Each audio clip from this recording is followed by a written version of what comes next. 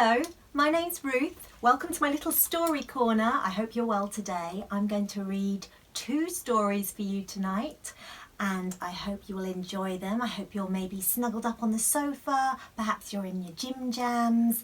Either way, I hope you like listening. The first story is called The Story of Ferdinand. And I chose this book because it's all about a bull. And bulls are known to be very ferocious, but this one is a little bit different and you might change your mind after you've heard this story. The Story of Ferdinand by Munro, illustrated by Robert Lawson. Once upon a time in Spain, there was a little bull and his name was Ferdinand. All the other little bulls he lived with would run and jump and butt their heads together. But not Ferdinand. He liked to sit just quietly and smell the flowers. He had a favourite spot out in the pasture under a cork tree. It was his favourite tree and he would sit in its shade all day and smell the flowers. There he is, smelling the flowers. Sometimes his mother, who was a cow, would worry about him. She was afraid he would be lonesome all by himself. "Why don't you run and play with the other little bulls and skip and butt your head?" she would say. But Ferdinand would shake his head.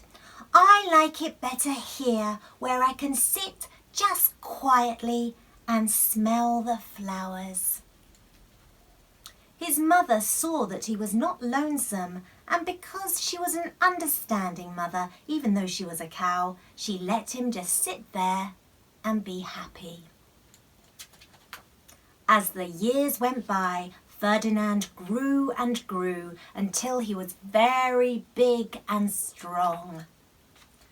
All the other bulls who had grown up with him in the same pasture would fight each other all day. They would butt each other and stick each other with their horns. What they wanted most of all was to be picked to fight at the bullfights in Madrid. There they are. That's all the other bulls. But not Ferdinand. He still liked to sit just quietly under the cork tree and smell the flowers. One day, 5 men came in very funny hats to pick the biggest, fastest, roughest bull to fight in the bullfights in Madrid. There's a picture of them. They have got funny hats, haven't they? All the other bulls ran around snorting and butting, leaping and jumping so the men would think that they were very, very strong and fierce and pick them. Ferdinand knew they wouldn't pick him and he didn't care, so he went out to his favourite cork tree to sit down. He didn't look where he was sitting, and instead of sitting on the nice cool grass in the shade, he sat on a bumblebee. Well, if you were a bumblebee and a bull sat on you, what would you do? You would sting him, and that is just what this bee did to Ferdinand. Wow, did it hurt! Ferdinand jumped up with a snort. He ran around puffing and snorting, butting and pawing the ground as if he were crazy. The 5 men saw him and they all shouted with joy. Here was the largest and fiercest bull of all, just the one for the bullfight in Madrid. So they took him away for the bullfight day in a cart. What a day it was! Flags were flying, bands were playing, and all the lovely ladies had flowers in their hair. They had a parade into the bull ring. First came the banderillos with long sharp pins with ribbons on them to stick in the bull and make him mad. There they are. Next came the picadores, who rode skinny horses, and they had long spears to stick in the bull and make him madder. There they are. Then came the matador, the proudest of all. He thought he was very handsome and bowed to the ladies. He had a red cape and a sword and was supposed to stick the bull last of all. There he is. He looks quite funny, don't you think? Then came the bull, and you know who that was, don't you? Ferdinand. They called him Ferdinand the Fierce, and all the banderillos were afraid of him, and the picadores were afraid of him, and the matador was scared stiff. Ferdinand ran to the middle of the ring, and everyone shouted and clapped because they thought he was going to fight fiercely and butt and snort and stick his horns around. But not Ferdinand. When he got to the middle of the ring, he saw the flowers in all the lovely ladies' hair, and he just sat down quietly and smelled. There he is, just smelling the flowers.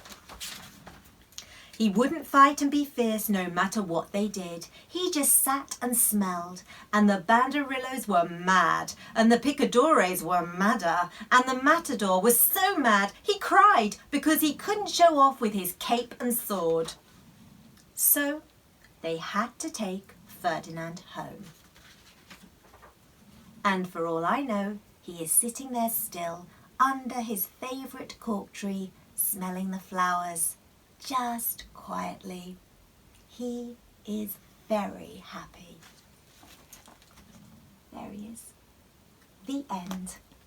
I hope you enjoyed the story of Ferdinand. That's one of my favourites, actually.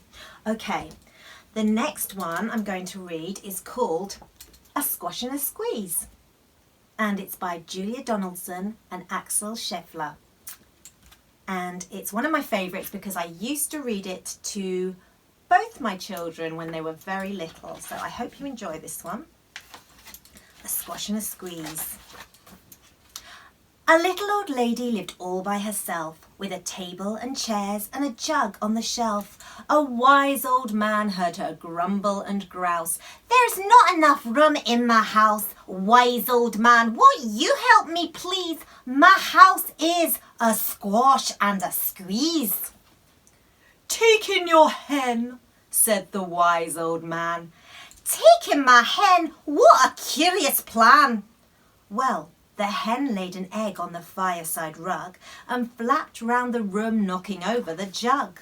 The little old lady cried, "What shall I do? It was pokey for one and it's tiny for two. My nose has a tickle, there's no room to sneeze. My house is a squash and a squeeze."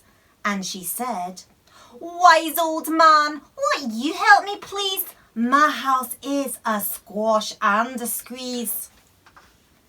"Take in your goat," said the wise old man. "Take in my goat? What a curious plan." Well, the goat chewed the curtains and trod on the egg, then sat down to nibble the table leg. The little old lady cried, "Glory be, it was tiny for two and it's titchy for three. The hen pecks the goat and the goat's got fleas. My house is a squash and a squeeze." And she said, "Wise old man, won't you help me please? My house is a squash and a squeeze." "Take in your pig," said the wise old man. "Take in my pig? What a curious plan." So she took in her pig, who kept chasing the hen and raiding the larder again and again. The little old lady cried, "Stop, I implore. It was titchy for three and it's teeny for four. Even the pig in the larder agrees. My house is a squash and a squeeze." And she said, "Wise old man, won't you help me please? My house is a squash and a squeeze." "Take in your cow," said the wise old man. "Take in my cow? What a curious plan." Well, the cow took one look and charged straight at the pig, then jumped on the table and tapped out a jig. The little old lady cried, "Heavens alive, it was teeny for 4 and it's weeny for 5. I'm tearing my hair out, I'm down on my knees. My house is a squash and a squeeze." And she said, "Wise old man, won't you help me please? My house is a squash and a squeeze." "Take them all out," said the wise old man. "But then I'll be back where I first began." So she opened the window and out flew the hen. "That's better. At last I can sneeze again." She shooed out the goat and she shoved out the pig. "My house is beginning to feel pretty big." She huffed and she puffed and she pushed out the cow. "Just look at my house. It's enormous now." "Thank you, old man, for the work you have done. It was weeny for 5. It's gigantic for 1. There's no need to grumble. There's no need to grouse. There's plenty of room in my house." And now she's full of frolics and fiddle-de-dees. It isn't a squash and it isn't a squeeze. Yes, she's full of frolics and fiddle-de-dees. It isn't a squash or a squeeze. The end. And that is a picture of the little old lady. I hope you enjoyed that. And I hope maybe you're feeling a little bit sleepy now and all snuggled up and ready to have a nice night's sleep. I hope to see you again soon. Stay safe and well. Bye-bye.